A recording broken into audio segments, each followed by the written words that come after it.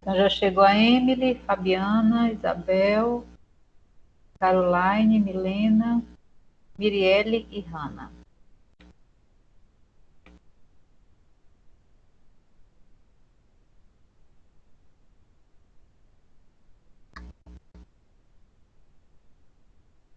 E agora a Gutiara.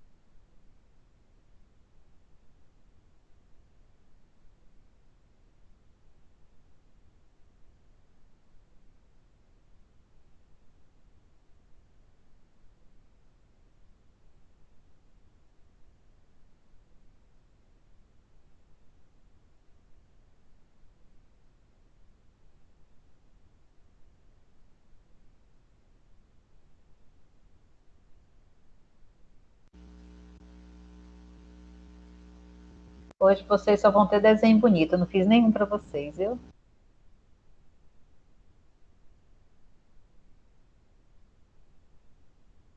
Mas a senhora desenha bem. KKKK. Quem foi que falou para eu dar ponto? Foi Milena, pode dar aí, da oficial. Valeu, Helena. Vou anotar aqui já, viu? Não, tá te ouvindo.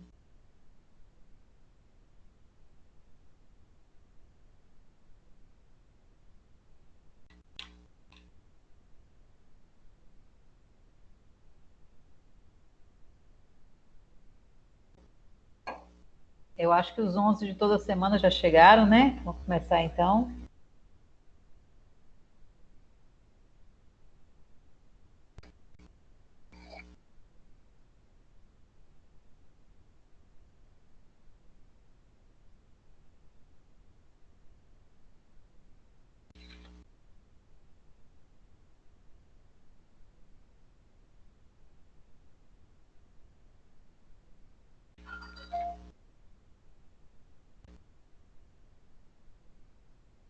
Então vamos lá, turma. Na aula passada, a gente estudou um pouquinho sobre. Peraí, qual foi o assunto da aula passada? Foi. Falamos da pequena e grande na outra. Vamos lá, vamos lá, vamos lá. Recapitule para mim, gente. Semana passada a gente falou sobre a pressão arterial, os Isso, fatores, foi isso falamos mesmo. sobre como o corpo, Isso, né, reage. exato, é isso mesmo. Falando sobre pressão arterial, foi isso mesmo. Tá certo, obrigada.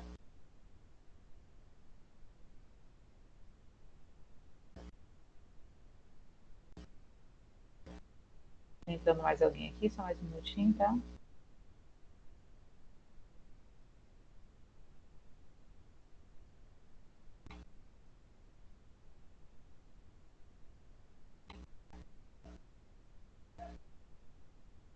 Isso, então vamos lá, gente. A aula passada foi sobre pressão arterial. Boa noite para todo mundo, né? Desculpa.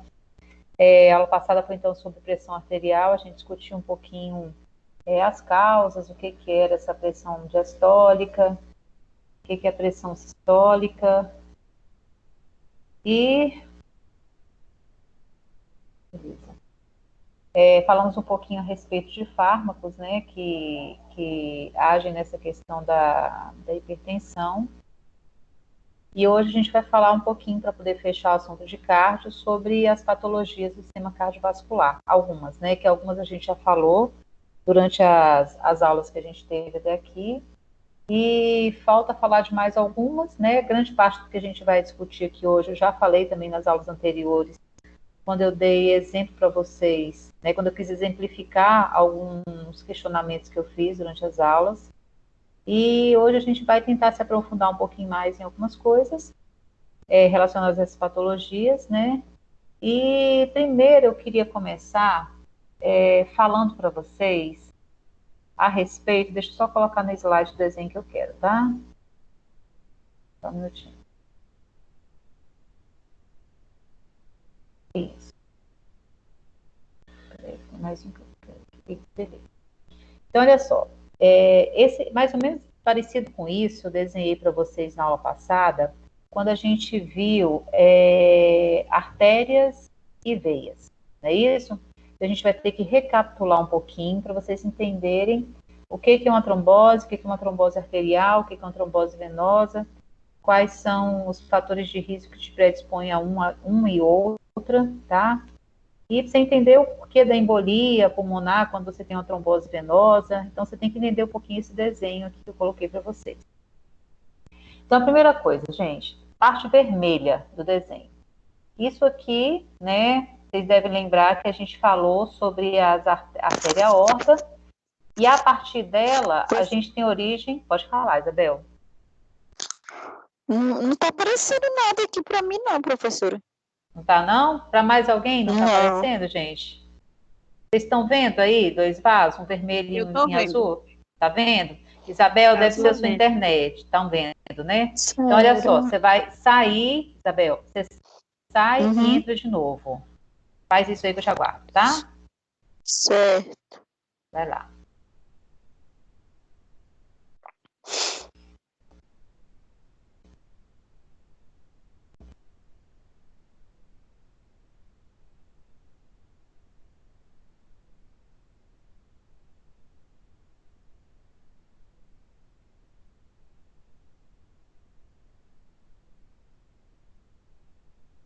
Só um segundinho, tá, gente? Para Isabel entrar e sair.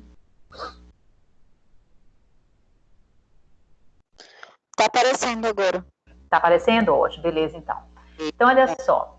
A parte vermelha que vocês estão visualizando aí é a parte arterial, ou seja, tudo aquilo que teve origem a partir da artéria aorta. A gente viu que existia a artéria aorta, ela começava a se bifurcar, dando origem às artérias sistêmicas. Essas artérias sistêmicas se multiplicavam e davam origem à arteríola, né? E a gente viu que a característica da arteríola, a gente viu isso na aula passada, que a característica dela é que é um vaso que em volta dela existe uma camada de músculo liso. Então, esse músculo liso consegue fazer o vaso contrair e o vaso relaxar. Por exemplo, se você for olhar aqui, ó, eu trouxe um outro exemplo para vocês, de uma artéria mais calibrosa. Por exemplo, de uma artéria, deixa eu só achar ela aqui, gente. De uma artéria, essa aqui que eu vou mostrar para vocês, é como se ela fosse a sistêmica ou fosse a aorta. Veja bem, de um lado eu coloquei artéria, do outro lado eu coloquei veia. Observe que tem o nome embaixo. Aonde tem artéria, observa que ela tem várias camadas. Você tem uma camada mais interna, que é a íntima, né? Aí você tem a camada endotelial, camada íntima, camada média, camada adventícia, ou seja, a artéria, quando você pensa em aorta e você pensa em sistêmicas, em artéria sistêmica, é como se você tivesse, imagina só, um milho, né, que não foi descascado ainda, e é como se cada palha daquela fosse uma camada. Se você for pensar em artéria aorta, tá? Então, ela tem várias camadas de coisas diferentes. Agora, quando você pega a arteríola, gente, a arteríola é como se você tivesse o milho, só que apenas com uma capa, uma folhagem, vamos colocar assim, né, em volta dele, tá? Então, assim, aquela folhagem, aquela camada de músculo liso faz com que o vaso, ele não tenha essas camadas todas que vocês estão vendo aí, e, além disso, dá a capacidade para esse vaso de conseguir fazer aquele processo de vasoconstrição e vasodilatação que a gente fez na aula passada, que a gente viu na aula passada, tá? Então, primeira coisa, para você entender o que a gente vai falar hoje, você tem que entender Você tem que entender um pouco a diferença de artéria, um pouco das características de uma veia, para você conseguir compreender a aula de hoje. Então, primeira coisa, queria que todo mundo localizasse nesse desenho aí onde está a arteríola, ou seja, aquele vaso que abre e que fecha. Se você observar, antes de chegar na arteríola, você tinha uma artéria que era mais calibrosa. Todo mundo está vendo aí? Ou seja, é uma artéria larga, e é como se dessa artéria larga você criasse uma ramificação que é a arteríola. Ou seja, o que significa isso? Se você pegar a arteríola agora, você vai ver que mais à frente ela dá 3 ramificações. E essas ramificações são mais finas que ela. E, por sua vez, essa ramificação de cima aqui deu origem a mais 2 ramificações que é mais fina ainda que ela. Ou seja, gente, para eu chegar dessa artéria lá de cima, essa vermelhona grossa, e você for comparar com o finalzinho que ainda está em vermelho, você vai observar que o finalzinho ele é muito mais fino do que aquela artéria, aquele tronco principal, aquela artéria grande que deu origem a essa artériazinha pequenininha. Ou seja, artéria, quanto mais para frente, observa que mais fina ela fica. Estão vendo isso? Então, é como se você tivesse aqui uma artéria sistêmica, ela deu origem a uma arteríola, a arteríola deu origem a 3 ramos, esses 3 ramos deram origem a outros ramos e a outros ramos, ou seja, ela foi afinando mais à frente. Isso é uma característica importante para você entender o que acontece quando você tem, por exemplo, uma trombose ou uma trombose arterial. Tá claro até aqui? Sim, pode falar, Caio. Liga essa câmera. Repete, meu querido. Liga essa câmera.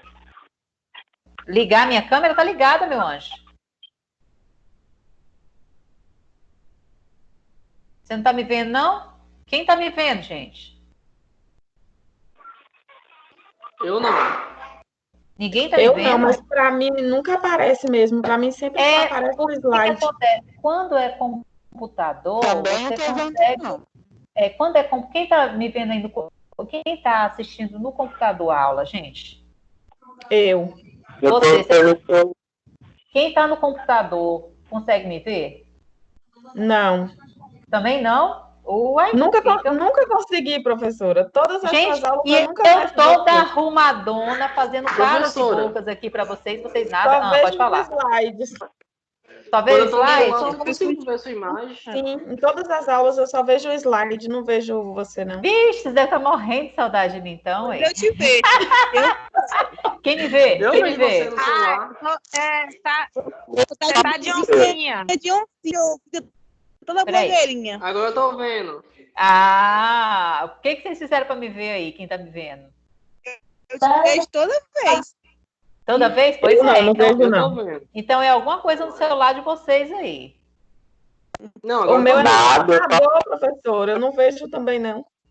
É, né? Ah, então tá bom. Mas tem gente que tá me vendo, então tem alguma coisa errada entre vocês aí. Eu tô certa. Tá bom, gente? Tranquilo? Então vão acompanhar comigo o raciocínio, quem estiver vendo. Por isso que eu coloquei o desenho, que aí eu vou explicando passo a passo, ficando mais fácil você entender. Tá certo? Então, voltando aqui, ó. O tronco maior, esse em vermelho, essa artéria grande, deu origem a uma artéria média, que é a arteríolazinha aqui. Essa arteríola deu origem a uma mais fina, que deu origem a uma mais fina, que deu origem a uma mais fina. Vocês conseguiram visualizar isso que eu estou falando? Sim? Sim ou não? Eu Sim, não. Não entendeu, gente? Não, eu não. Não entendeu. Neuza não entendeu. Neuza, presta atenção. Você está vendo uma artéria bem grossona? Em vermelho? Sim. Tá vendo que essa artéria grossona está dando origem a uma mais fininha? As azuis, no caso? Não. A vermelha mais fina. Então, a vermelha para os... Ah, tá. As vermelhas mais finas, sim. Mais finas. E essa vermelha mais fina deu origem a uma vermelha mais fina ainda, tá vendo? Sim. Tá vendo? Ou seja, a artéria, o que está em vermelho aí, gente, está representando as nossas artérias. O que está em azul está representando as nossas veias, certo? Então, a artéria, quanto mais para frente o sangue passa por ela, ali ele vai afinando, vai afinando. Aí, da artéria já mudou para a veia. Observa que a veia, olha como é que é a veia. A veia, ela está... Aí você continua da sua esquerda para a sua direita, gente, no desenho. Continua da sua esquerda para a sua direita. Observa que é como se eu tivesse duas partes, juntaram e formou uma mais grossa. E mais duas partes juntou e formou uma mais grossa. Aí lá no final você vê a palavra vênulas. É como se você tivesse duas vênulas, que são duas veias finas, que se juntaram e formaram uma veia mais grossa, que é essa em azul, bem grossa, que vocês estão vendo aí. Ou seja, a veia, qual que é a moral da história, gente? A veia, quanto mais para frente ela tá, mais grossa ela vai ficando. A artéria é diferente. Quanto mais para frente ela tá, mais fina ela tá ficando. Entenderam, gente? Tá claro isso? Tudo bem? Então, o sangue saiu do meu coração. Saiu do meu coração pela artéria aorta, foi passando. Quanto mais distante do coração essa artéria vai ficando, esse sangue vai ficando, ele vai passando por dentro de artérias mais finas. Aquele sangue mudou para a veia foi formada lá no dedão do pé, certo? Na hora que esse sangue vai subindo pela veia, quanto mais à frente esse sangue for prosseguindo e for chegando mais perto do coração, mais largo o buraco, a veia que ela vai entrar. Por que é importante você saber disso, gente? Você está pegando um líquido, enfiando esse líquido de um local grosso para um local fino, que é o caso da artéria, isso é uma estratégia para você ter pressão naquele vaso que é mais fino. Por isso que a artéria, se você cortar qualquer artéria do corpo, o sangue ele vai espirrar, ele vai esguichar por dois motivos. Primeiro que o coração, quando ele bombeia o sangue, ele joga na artéria. Então, por si só, a artéria já tem pressão, porque é ali que o coração está jogando o sangue dela. E segundo, como ela tem essa estratégia de afinar mais à frente, isso também faz com que o sangue ele consiga ter pressão em toda a artéria. Até onde vocês estão vendo nesse desenho aí, que está em vermelho, até ali a pressão, ela é grande. Lá na boca do seu coração, lá na saída da aorta, você tem uma pressão 120, aí vai reduzindo para 100, vai distanciando. 80, vai distanciando, 90, 80, 70, chegou lá no dedão do pé, a pressão já está menor. Mas ainda tem pressão porque é artéria. Agora, a partir do momento em que esse sangue caiu na parte azul ali, vocês estão vendo que é a veia, ele agora vai começar a voltar para o coração, para voltar pela veia cava, como a gente viu. Quanto mais for chegando perto do coração, ou seja, esse sangue ele vai subindo, ele vai entrando no local mais largo. Então, duas coisas. Primeira, a veia está distante do coração. Isso faz a gente ter pouca pressão. Segunda coisa, a veia, ela vai enlarguecendo quanto mais ela estiver na frente. Isso faz a pressão ser mais baixa ainda. Tá? Então, se na prova eu pergunto para vocês, a pressão na artéria ou na veia é maior? O que vocês me responderiam? Artéria. A artéria é maior. Ou então na prova eu coloco, como é a pressão nas veias? Ela é alta ou ela é baixa? Baixa. Ela é baixa. Gente, isso tem que ficar na cabeça de vocês. Pressão em artéria é alta. Pressão em veia é baixa. Então, eu pergunto uma coisa para você. Seu sangue está lá no dedão do pé, tá? Foi lá, desceu pro dedão do pé. Agora, ele vai ter que sair do dedão do pé e vai ter que voltar para o coração. Ele vai voltar para o coração por uma artéria ou por uma veia? Por uma veia. Por uma veia. E vocês acabaram de falar para mim que a pressão na veia, ela é alta ou ela é baixa? Ela é baixa. Ela é baixa, Baixa. baixíssima. Aí eu lhe pergunto, caramba, como é que você, contra a gravidade ainda para piorar, como é que você vai conseguir pegar esse sangue de um local que tem baixíssima pressão e fazer esse negócio contra a gravidade, subir, epa, parar lá dentro do coração? Como é que você vai conseguir fazer isso? Você vai conseguir graças a essa estrutura aqui que eu vou mostrar para vocês. Há duas coisas. A primeira é isso aqui, ó. Deixa eu mostrar para você. A primeira coisa é isso aqui que eu vou mostrar para vocês. Olha só. Esses desenhos, observem que tem 2 desenhos em rosa. Tá dizendo ali a palavra normal. O que é aquilo ali que eu desenhei para você? O que eu desenhei não, o que o desenho traz para vocês, gente. Está escrito ali normal. Isso daí é uma veia, tá? Como é que eu sei que esse desenho é uma veia? Eu sei que é uma veia, gente, por quê? Vocês estão vendo que dentro da veia tem como se tivesse dois pauzinhos em roxo, meio arqueado, como se fosse quase um C. Vocês estão vendo? E tem uma setinha subindo. Aonde tem essa setinha subindo e tem essa partezinha em roxo, que vocês estão vendo, em roxo mais escuro, dentro da veia, é o que a gente chama de válvulas, tá? Então, como é que funciona isso? A veia, a pressão é baixa. Então, na hora que o sangue está passando pela veia, essa válvula, ela fecha, o sangue passou pela veia, a válvula fecha. Para que a válvula fecha, gente? Para impedir que o sangue desça. Para impedir que o sangue desça. Nesse outro aqui vai ficar mais claro. Observa aqui, ó. Olha dentro da veia, o primeiro desenho que está à sua esquerda, olha a veia, olha a válvulazinha dentro da veia. Então, o normal é o seguinte. Oi, amor. Eu não sei se é só no meu, mas não tô conseguindo ver, não. Só... Vixe, Maria. Quem mais não está conseguindo ver? Se não está conseguindo, você tem que entrar e sair, então. Tá? Aqui tá normal. Tá normal, né? Beleza, então. Obrigada, Caio. Então, observa na sua esquerda que dentro da veia tem a válvulazinha. E o que vocês estão vendo aí como seta está representando o sangue. Então, o sangue, ele sobe para o compartimento de cima, uma vez que ele tem baixa pressão, quando ele consegue subir um pouquinho, a válvula vai e faz o quê? Ela trava. Ela trava para quê? Para impedir que esse sangue volte e congestione na veia. Entendeu? Então, passou um pouquinho, pã, travou. Passou um pouquinho, travou. Então, dessa forma, o sangue vai conseguindo subir para o compartimento de cima.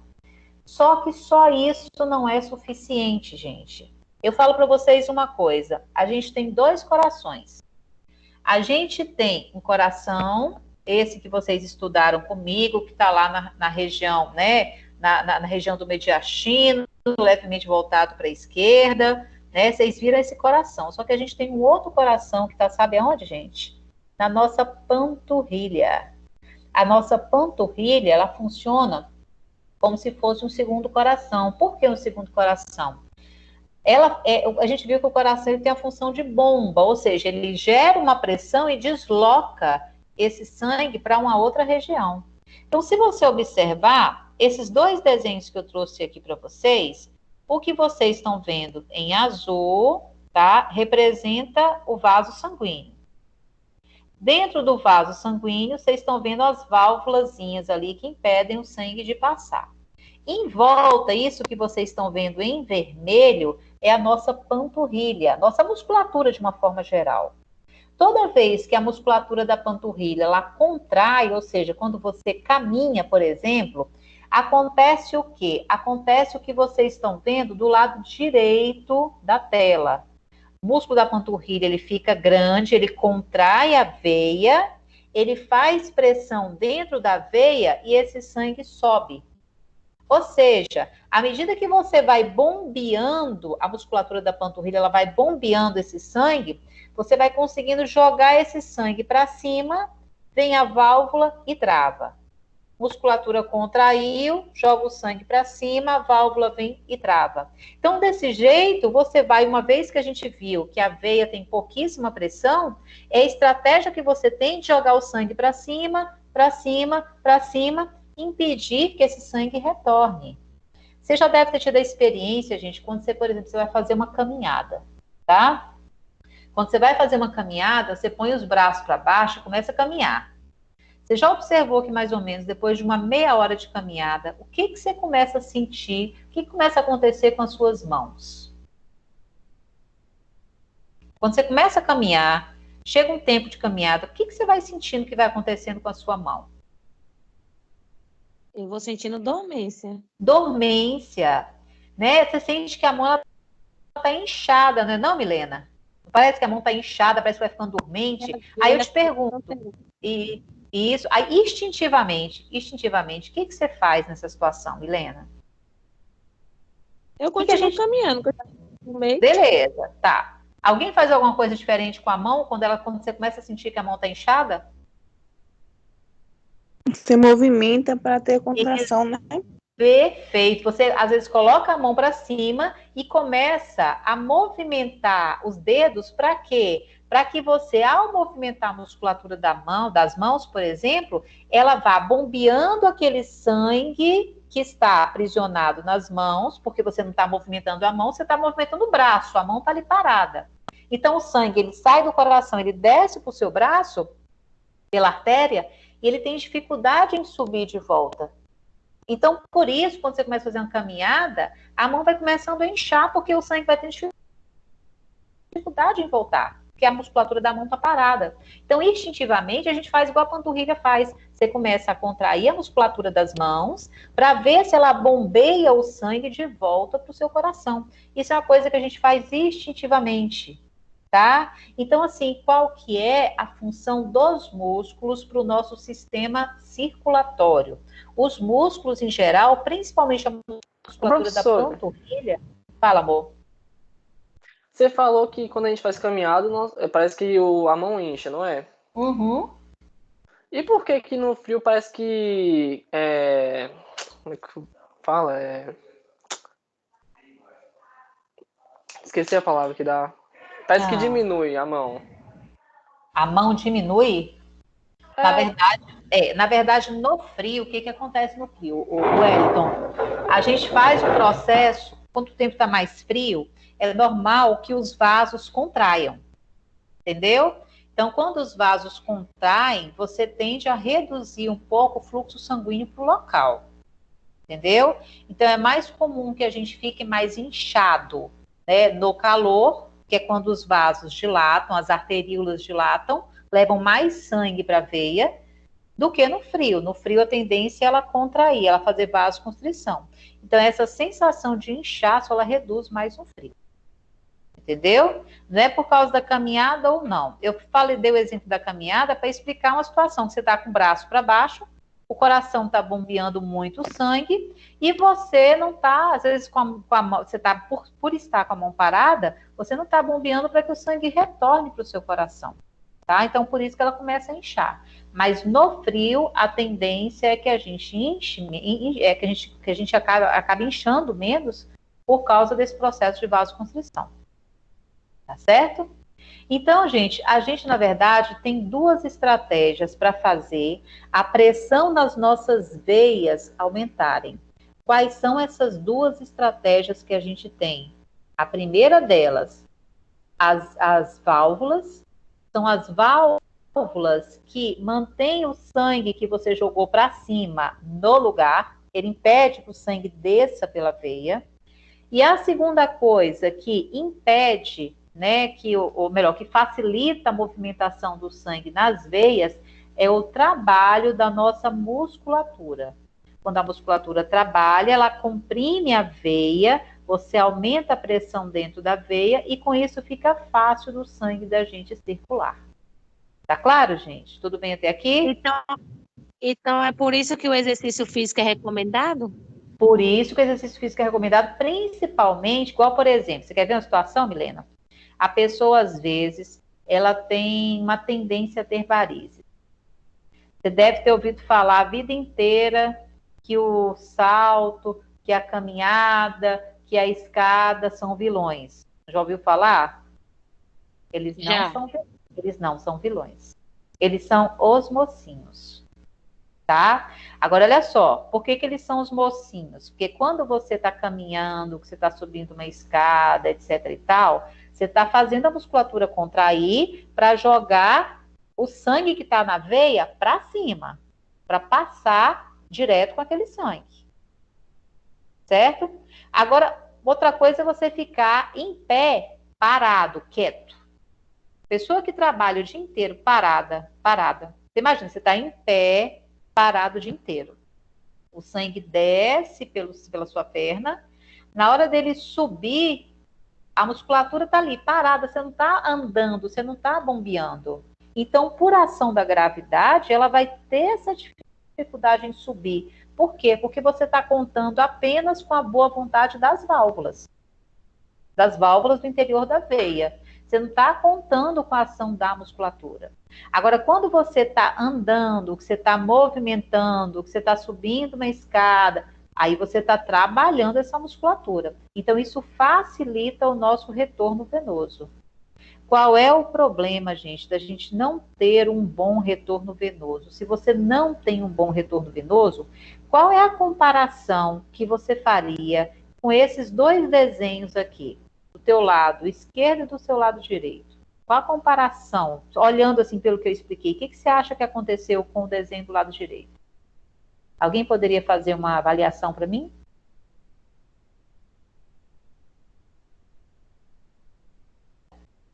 Ninguém? Se prontifica? Posso falar? Vamos lá. A primeira foto, você vê que o sangue consegue passar. Na segunda, é como se tivesse um tampão de coágulo que impede que o sangue corre no corpo todo. É como se estivesse tampando, obstruindo. A impressão que você tem é que é um coágulo, mas isso ainda não é um coágulo, Gutiara. Mas isso que você está vendo aqui realmente pode formar um coágulo. Isso que vocês estão vendo, por exemplo, observa aqui no lado direito, como é que está a parede da nossa veia. Ela está firmezinha, não está? Ela está retinha, está bonitinha. Agora, vamos para o do lado esquerdo. O que acontece, Gutiara, com a parede da artéria ali? Da artéria não, desculpa, da veia. Ela está firme, ela está retinha, ou ela está toda dilatada, toda esgaçada? Como é que ela está? Entendi, está dilatada. Toda dilatada, toda torta, toda... Ou seja, ela é como se o normal fosse caber, por exemplo, vamos colocar aqui nesse vaso aqui, caiba, vamos supor, 100 ml. Do lado direito, do lado esquerdo. E é como se do lado direito coubesse quanto, Gutiara? 200 ml. Por quê? Porque a veia está dilatada. Você está vendo que a veia está dilatada? Ela está tão dilatada que ela chega a estar deformada. E nessa situação, como é que está a válvula aqui da pessoa, Gutiara? Analisa como é que está a válvula dessa pessoa. Ela está firmezinha ou ela está troncha? Ela está deixando o sangue voltar? Analisa, tá toda troncha, o sangue está voltando. Está troncha, o sangue está voltando. Observa que a seta é de baixo para cima. Tem que ir do dedão do pé para o coração. E observa ali que ela está voltando, o sangue está voltando, e o fato dele voltar faz o sangue acumular dentro dessa veia e fazer essa veia ficar mais dilatada ainda. Isso aqui, gente, que eu acabei de mostrar para vocês, você sabe o que é, Gutiara? Seria aqueles pacientes que têm aquelas veias expostas que a gente vê de longe? Isso são varizes, exatamente. Isso aqui que vocês estão vendo aqui é uma veia com varizes. O que é uma varize, gente? A varize seriam o quê? Veias dilatadas. Só que tem um detalhe, olha só. A veia dilatada, ela fica exatamente igual vocês estão vendo aí na figura da direita, desculpa. Toda dilatadona. Aí eu lhe pergunto, o sangue vai ter dificuldade ou vai ser fácil desse sangue subir para o coração? O que você acha? Vai estar fácil ou vai estar difícil para o sangue subir para o coração nessa situação? Difícil. Muito difícil. Você sabe qual que é a estratégia que o sangue vai ter aqui para poder subir? Sabe qual que vai ser a estratégia? Ele vai pegar, a partir desse vaso que está todo dilatado, ele vai começar a formar vasinhos bem pequenos na lateral desse, para tentar fazer o sangue subir. Então, é como se eu tivesse, do lado dessa veia dilatada, é como se eu tivesse a formação de várias veinhas na tentativa de fazer aquele sangue subir. Então, quando você tem uma veia dilatada, uma variz muito grossa, você começa a formar em volta dela microvarizes, que são aqueles vasinhos fininhos que a gente observa na perna de uma pessoa, por exemplo, que é sinal de que o sangue está tendo dificuldade em passar por aquela região. Então, para dar uma mãozinha, você vai lá e cria microvasos, microvarizes. Por isso, gente, que quando uma pessoa tem, por exemplo, eu vou no angiologista para ver por que eu tô com a perna cheia de varizes, vou lá fazer a aplicação, certo? Aí você chegou no angiologista, ela foi lá e pediu um exame para você chamado Doppler. Aí, nesse Doppler, o que ela vai avaliar? Ela vai avaliar se as suas veias da perna, elas estão igual a do lado direito ou estão igual do lado esquerdo. Certo? Se tiver toda dilatadona, é sinal de que aquelas microvarizes que você formou são em função dessa veia dilatadona. Ou seja, a gente diz que essa veia, ela está incompetente. Posso dizer, gente, que ela não está incompetente? Posso ou não posso? A válvula que teria que segurar o sangue lá em cima não está segurando. Resultado, o sangue está voltando para baixo, está acumulando, está deixando a veia cada vez mais dilatada. Por isso que quando você tem uma veia nessa situação, o médico ele faz o quê? Ou ele retira essa veia para que o sangue possa subir por uma veia melhor, ou ele vai com uma espuma lá e cancela, ele anula a passagem de sangue por essa veia, porque o sangue ele vai arrumar outra forma de subir que não por aquela região que está tão dilatada. Aí eu te pergunto, vem cá, então assim, por que que você tira um vaso, né, quando ele está nessa situação? Qual é o problema? Será que é só para não dar microvasos? Será que é só por uma questão de estética? Por que será que você mexeria nesse vaso? Você cancelaria a passagem de sangue por esse vaso aqui, caso ele tenha essas varizes dilatadas, tá? Por que que a gente faz isso, gente? Porque quando ele está igual que vocês estão vendo desse lado direito, toda dilatada, você imagina só, no sangue a gente estudou que existem existem duas células, que são os glóbulos brancos e os glóbulos vermelhos, e existiam as plaquetas. A plaqueta, gente, ela sempre tem que andar, vocês estão vendo a seta aí? Ela tem que andar sempre no centro do vaso, bem assim, no centro mesmo, tá? O que faz a plaqueta andar no centro do vaso é a pressão sanguínea, que joga ela para o centro do vaso. Só que quando o sangue ele começa a passar por dentro de um vaso, e esse vaso está muito dilatado, está muito folgado, está muito frouxo, que é essa situação que vocês estão vendo aí, a plaqueta ela vai sair do centro do vaso e ela vai começar a andar em direção à periferia do vaso. Ou seja, ela vai começar a encostar nessa parede lateral do vaso. Qual é o problema das plaquetas começarem a se congestionar na parede lateral do vaso, igual vocês estão vendo aí nesse desenho agora? Quando elas se juntam, elas não conseguem ter mais aquele fluxo normal, você vai começar a estimular essas plaquetas a realizarem aquele processo que eu já expliquei para vocês, que é o processo de agregação plaquetária. Então, a partir daí, a partir daquele vaso todo dilatado, todo aberto, você pode começar a ter essa agregação das plaquetas e, a partir daí, você formou aquele coágulozinho dentro do vaso, que a gente já falou a respeito dele, chamado de trombose. Então, quando o médico angiologista vira para você e fala assim, olha, você vai ter que fazer uma cirurgia para retirar uma veia, Por que que ele pede isso? Porque essa veia deve estar provavelmente muito dilatada, tá? E quanto mais dilatada, menor a pressão dentro da veia, mais incompetente aquelas válvulas estão, maior a chance de você desenvolver um trombo, uma trombose dentro dessa veia. A gente dá o nome a isso de trombose venosa. Ou seja, por que que a gente forma um trombo dentro de uma veia, gente? Normalmente a causa que leva você a formar um trombo dentro de uma veia seria o quê? Uma das grandes causas seria o fluxo sanguíneo muito lento naquela veia. Porque aquela veia está muito dilatada, ela está muito incompetente, a pressão está passando ali de uma forma muito, muito, muito lenta. Entenderam, gente? Então, se você observar o fluxo sanguíneo, né, normal do fluxo sanguíneo de uma trombose, vocês vão ver a diferença com relação a essa passagem das plaquetas por essa região. Agregou na parede do vaso, a partir dali ela pode formar o trombo. Entendeu?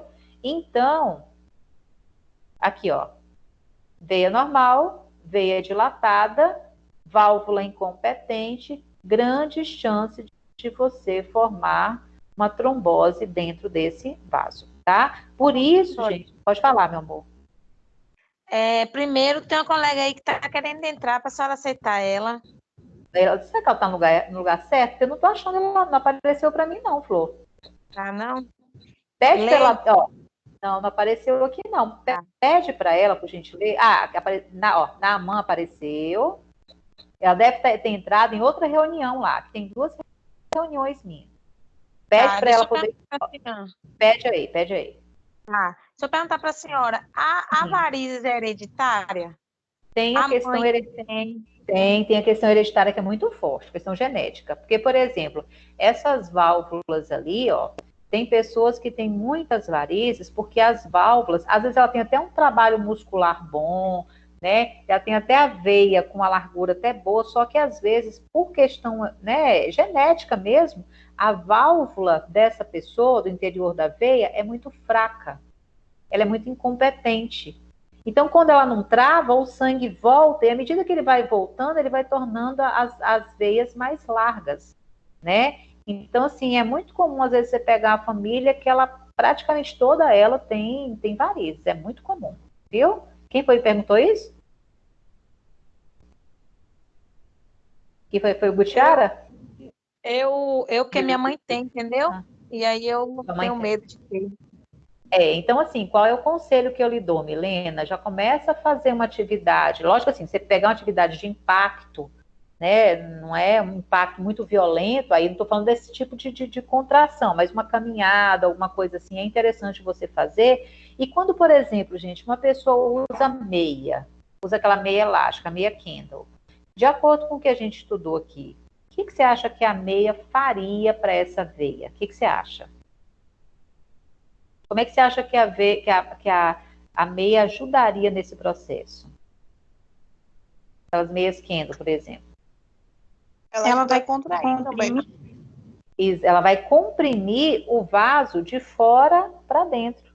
Então, o vaso que era largo, ele vai ficar mais o quê? Mais estreito. Quanto mais estreito a veia ficar, maior vai ser a pressão dentro da veia. Por isso que as varizes são perigosas, gente. Quanto mais largo uma veia é, menos pressão você vai ter dentro daquela veia. Entendeu? Então, quando você coloca aquelas meias, normalmente para você utilizar a meia, você antes vai lá, coloca a perna para cima, para você ter a ação da gravidade, para retirar um pouco do excesso de sangue daquele vaso. Aí, depois de um tempo ainda com a perna para cima, você utiliza a meia. Aí a meia vai lá e segura o vaso ajustado. Você reduz o tamanho dele para aumentar a pressão dentro daquele vaso, tá? Então, quando, por exemplo, uma pessoa tem tendência a varizes, fica em pé muito tempo e principalmente parado, ou sentado muito tempo com a perna para baixo, sem movimentar, a chance das veias dilatarem por uma dificuldade do sangue em retornar vai ser muito grande. Entenderam, gente? E aí, à medida que aquelas plaquetas elas vão juntando, né, na lateral do vaso, Olha o que vai acontecendo aqui, ó, gente. Ó, no início, se vocês vão acompanhar a evolução desse desenho. No início você tem aqui, ó, a válvulazinha bonitinha funcionando. Aí no segundo aqui, você já vê as plaquetas começarem a agregar na parede do vaso. Aí no terceiro, você vê que realmente você já formou um coágulo ali dentro. O sangue já coagulou ali dentro. E observa que quando o sangue coagula aqui dentro, vai ser mais fácil ou vai ser mais difícil daquele sangue voltar para o coração? O que você acha?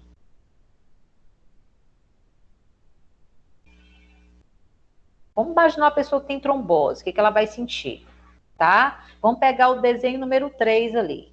1, 2, 3. Tá? Da sua esquerda para a sua direita. O que vai acontecer com o trajeto de sangue ali dentro? Quem poderia falar para mim? Ninguém? Eu acho que vai ser mais difícil voltar, porque está criando coágulo, né? Ó, presta atenção. Então está atrapalhando a circulação. Está atrapalhando a circulação. O sangue quer passar por um local, mas você criou uma barreira muito grande para o sangue passar ali. Na hora que você cria essa barreira grande, o que vai acontecer? Ele vai ter dificuldade em sair lá do pé, lá da perna, e subir em direção à sua coxa para subir em direção ao seu coração. Então, nessa tentativa de subir e não conseguir, o que vai acontecendo, vai tendendo a acontecer com a perna da pessoa? Ela vai ficar normal ou ela vai ficar inchada? Ela fica inchada e com o tempo ela fica roxa. Ela vai ficando inchada porque esse sangue, como está tendo dificuldade em subir, o que vai acontecer? Antes de ser veia, lembra do desenho que eu coloquei para vocês? Era capilar. Então, na hora que o sangue tenta passar pela veia, não consegue, ele vai congestionando, congestiona. Quando chega no capilar, a água, o plasma daquele sangue, ele vai sair e vai começar a ser depositado na sua perna. Então, a tendência, quem tem a trombose, é a perna ficar inchada. Mas nem todo caso de trombose, a perna vai estar inchada.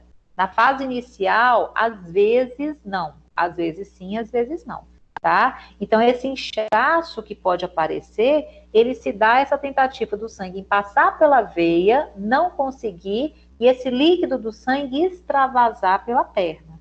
Então, por isso que é comum a perna ficar inchada. Esse coágulo... O quê? Normalmente fica tipo um roxo, um azulado na cor. Exato. Por que vai acontecer isso, Milena? Porque quando ela tem a trombose, ela tende a ficar azulado. A gente viu desde as primeiras aulas de cardio que o tom azulado era pela não oxigenação sanguínea. Então eu pergunto, o sangue vai passar bem aí ou o sangue vai estar meio estacionado? Estacionado. Se ele estiver estacionado, ele vai estar irrigando bem essas células daquela região? Não. Entendeu? Não. Então, você está tendo um aprisionamento, você não consegue deslocar aquele sangue, você não está conseguindo liberar aquele sangue sujo para subir para o coração, e ele está ficando acumulado naquela região. Então, pode dar um aspecto meio arroxeado, meio azulado para essa perna.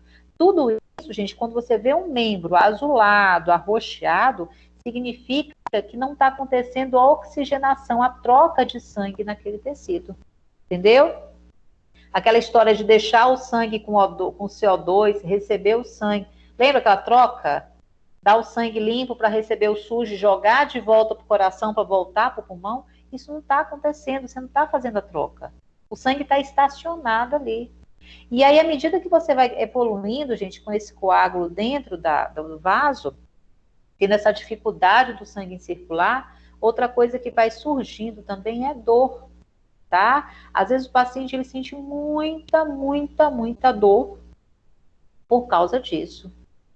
E aí a gente pode chegar a acontecer o que está acontecendo na quarta figura aqui, que é aí que é pepino dos bravos. O que está acontecendo nessa quarta figura aí, gente? Essa quarta figura, o que está acontecendo de importante aí?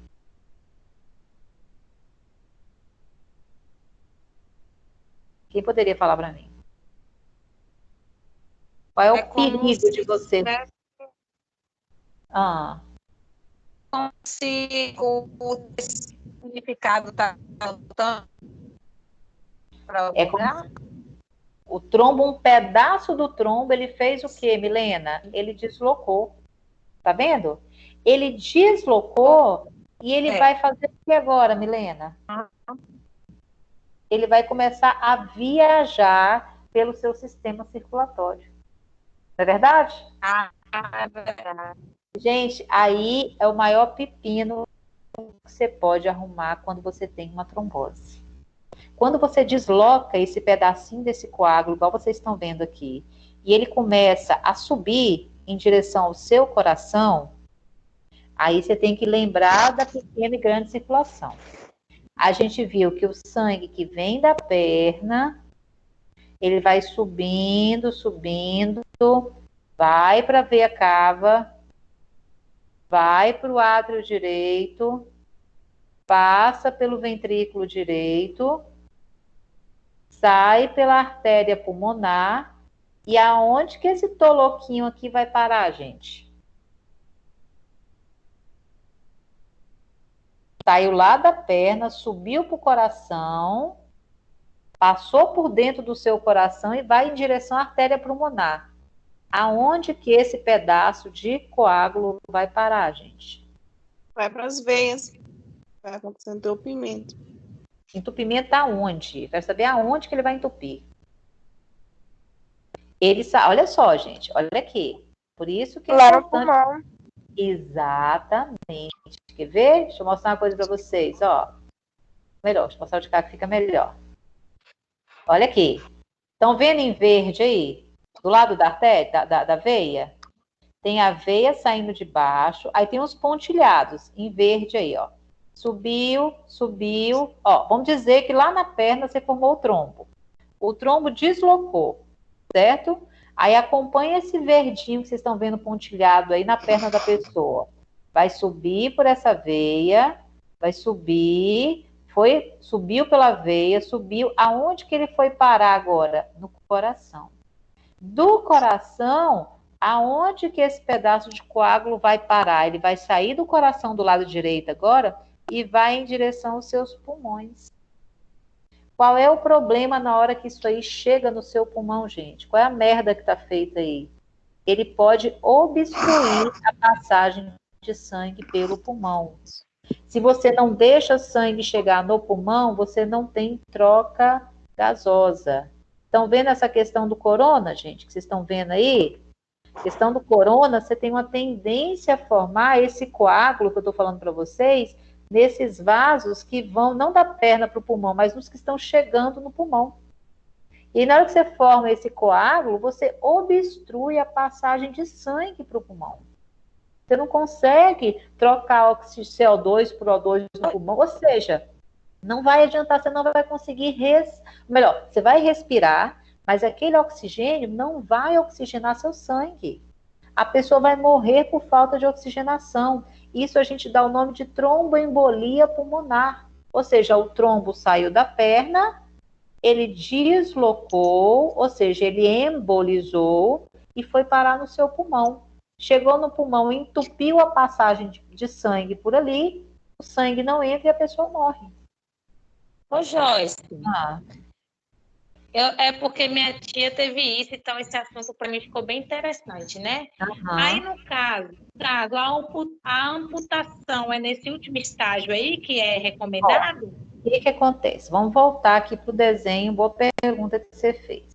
Ó, vamos dizer que o seu esteja no estado 2, no estado 3, certo? Está no estado 3.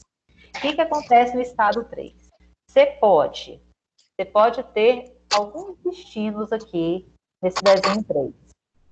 Você pode tomar um remédio e esse remédio dissolver esse coágulo, é uma possibilidade, certo? Dissolver o coágulo, beleza. Então, quando você chega com trombose, gente, no hospital, a primeira coisa que eles vão fazer é o quê? Eles vão dar um remédio na tentativa de dissolver esse coágulo aí. ok? Dissolver o coágulo é o mais viável. Só que tem um detalhe. Até você dissolver esse coágulo aqui, a pessoa ela tem que ficar em repouso absoluto. Por que ela tem que ficar em repouso absoluto, gente? O que vocês acham?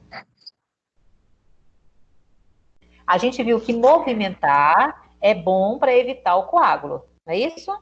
Evitar a trombose. E depois que você arrumou a trombose, por que essa pessoa tem que ficar parado o máximo possível com essa perna? Eu acho que é para não acontecer a questão da embolia pulmonar, para o sangue não subir e parar no pulmão. Exatamente. Quando você movimenta, que você formou o trombo lá, já formou, certo? Você está no estágio 3. Quando você vai lá e começa a caminhar, você botou o pé no chão, começou a caminhar, o que acontece nesse momento com a pressão dentro da sua veia, Isabel? Ela sobe. Ela sobe. A pressão na veia aumentando, subindo, você não concorda que na hora que você jogar aquela pressão grande na veia, você não pode deslocar um pedacinho desse coágulo e acontecer o que aconteceu no número 4 aqui? Sim. É verdade? Então, o que é interessante fazer? Quando você está nesse estágio 3 aqui, a pessoa tem que ficar em repouso para a medicação devagarzinho ir lá. Dissolve, dissolveu tudo. Aí você pode caminhar. Entendeu? Porque se você caminhar antes, você pode fazer alguma atividade antes, você pode deslocar esse trombo e esse trombo parar lá no pulmão, igual a Isabel falou. Esse é um problema que pode acontecer, tá? Então, olha só, imagina que você não fez isso, tá? E também você não descobriu que você tinha trombose. Aí esse trombo, o que ele pode acontecer também aqui, ó? Ele pode dissolver, ele pode embolizar, que é o quarto desenho aqui, ou ele pode fechar, volta para o 3, ele pode fechar completamente. Se ele fechou completamente, o que vai acontecer com a circulação na sua perna? Ela vai parar. Concorda? Não vai parar? Se ela vai parar, vai chegar oxigênio para sua perna? Vai chegar sangue para sua perna? Vai chegar nutriente para sua perna? Quando um tecido não recebe sangue, o que vai acontecer com aquele tecido, gente? O tecido morre. Então você vai necrosar, exatamente, você vai necrosar o tecido da perna. Você sabe o que é necrosar? Apodrecer. Quando você falou necrosou, significa que morreu aquele tecido. Se morreu, o que você tem que fazer com aquela perna? Amputar. Entendeu? Professor. É uma trombose que pode evoluir sim para amputação. Professora. Tá? Há uma outra situação também que quando a veia estoura e o sangue sai mesmo, né? Aí você pode ter também, outra alteração que você pode ter. Você pode também ter rompimento. Aí acontece mais em artéria. Se você tem uma trombose, entendeu? Porque esse trombo aqui que a gente está vendo é um trombo em uma veia. Qual que é a diferença, gente, de uma veia para uma artéria? A gente já viu que a pressão nas duas é diferente. A pressão na artéria é grande, a pressão na veia é pequena. A gente viu isso. E outra coisa que acontece, a artéria tem o que a gente chama de complacência e a veia tem o que a gente chama de capacitância. Qual que é a diferença de uma complacência para uma capacitância? Complacência é como se você tivesse o seguinte, imagina, deixa eu pegar aqui, imagina uma mangueira elástica. Não, mangueira elástica não. Deixa eu ver outra situação aqui. Você quer ver? Quando você pega uma artéria e você joga sangue na artéria, a artéria, ela cede e volta, dilata, volta, dilata, volta. Não é por isso que a artéria pulsa? É por isso. Sim. Agora a veia é diferente. A veia é como se você tivesse, por exemplo, imagina uma camisinha. Pega uma camisinha.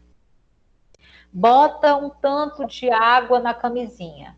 Ela vai encher, vai adequar aquele tanto de água. Bota mais água, ela incha mais ainda. Bota mais água, ela incha mais ainda. Tira a água toda, ela cola. Entendeu? Ou seja, isso é o que a gente chama de complacência. Ela é complacente de acordo ao tanto de sangue que tem ali. Você entendeu? Então, por exemplo, se você pega, por exemplo, você quer pegar uma pessoa que está desidratada. Quando você desidrata, você fica com um pouquinho só de sangue na veia. Então, a veia, como ela se molda o fluxo sanguíneo, ela fecha. Epa, na hora de você enfiar a agulha ali para poder tirar o sangue da veia, você não consegue. Você não consegue porque ela vai se moldar o fluxo sanguíneo. Entendeu?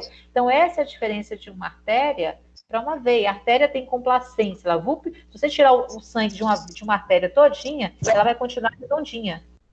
Se você tirar o sangue de uma veia todinha, ela fecha completamente. Então, a atitude da veia é diferente da atitude de uma artéria. Entendeu, gente? Tá? Entendi. Professora, pode falar. Aquelas cãibras, geralmente dá mais à noite, né? Dá o dia também, mas mais é à noite quando a gente está dormindo, alguma coisa assim. Certo, Aquelas cãibras que a veia... Não. Ali tem alguma coisa a ver com isso? Não. A cãibra tem a ver com musculatura. Pode ser por irrigação dessa musculatura. Aí você pode ter cãibra. Mas nem toda cãibra é causada por isso. Cãibra é uma questão muscular. Tá? Por exemplo, às vezes você às vezes pode ter cãibras frequentes por conta de um distúrbio circulatório que você tenha. Mas a cãibra não é causada só por isso, não. Cãibra, você já teve morfo 1 que a gente estuda cãibra, mecanismo da cãibra, entendeu? Mas não necessariamente você tem que ter um comprometimento vascular para ter cãibra. Tá certo? Tranquilo? Você fica sentado muito tempo numa posição só, sua perna ela pode falar, deu cãibra na minha perna, não estou conseguindo mexer. Por quê? Você atrapalhou a passagem de sangue para aquele músculo. Então, você não consegue movimentar direito e tal. Aquela sensação é por causa do não suprimento de sangue no músculo. Tá certo? Mas a cãibra em si é por questões musculares. Ok, galera? Tranquilo? Então vamos lá. Essa perna com trombose, ela pode ser amputada. Essa perna com essa trombose, esse trombo pode ser dissolvido. Essa trombose, ela pode embolizar aquele pedaço de trombo. Embolizar significa o quê? Deslocar. Deslocar aquele pedaço de coágulo. Isso é embolizar. Por isso que a gente chama de trombo, olha o nome, gente, tromboembolia pulmonar. Você tem um trombo, um coágulo, que embolizou, que deslocou e foi parar no pulmão. Tromboembolia pulmonar. Entenderam? Um problema na perna pode fazer uma pessoa morrer por um problema no pulmão. Por causa disso aqui que eu expliquei para vocês. Tá certo, gente? Tranquilo até aqui? Beleza? E aí eu lhe pergunto, quem são as pessoas que costumam ter trombose? Quem são as pessoas que costumam ter trombose venosa? Tá? Muito comum. Você já deve ter ouvido falar de pessoas que foram fazer uma viagem prolongada, certo? E a pessoa vai lá, deita na cadeira lá, com a perna para baixo, e toma um remédio para dormir, ou tá alcoolizado, ou qualquer coisa do tipo, ou dormiu a viagem inteira e tal, não movimentou essa perna na viagem, essa pessoa já tem um problema de varizes, já tem as veias dilatadas, e aí durante essa viagem, por essa imobilização da perna, por não ter movimentado essa perna, ela pode adquirir a trombose. Ou seja, você paralisou o segundo coração que a gente tem, que é a panturrilha, e por conta disso, o